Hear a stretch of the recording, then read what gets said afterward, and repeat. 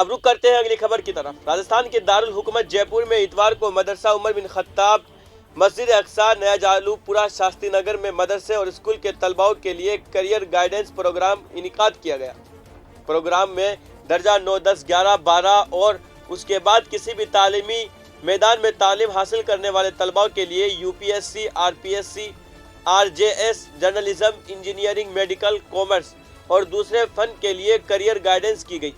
Programme میں الگ الگ تعلیمی شعبے سے تعلق رکھنے والے تجربہ کار مشیروں نے بچوں کی مشاورت کی اور ان کے سوالوں کے جواب دیے۔ پروگرام کی صدارت جے پور شہر مفتی مولانا محمد ذاکر نعمانی نے کی۔ انہوں نے سبھی طلباء کو اپنی قیمتی وقت کو فالتو کاموں میں ضائع کرنے کی جگہ علم حاصل کرنے میں لگانے کی صلاح دی۔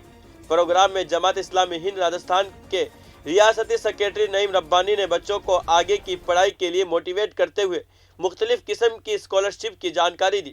پروگرام میں آغاز فاؤنڈیشن کے استھاپک محمد شہزاد نے بچوں کو آئی ٹی سیکٹر میں کیریئر آپشنز کے بارے میں بتایا۔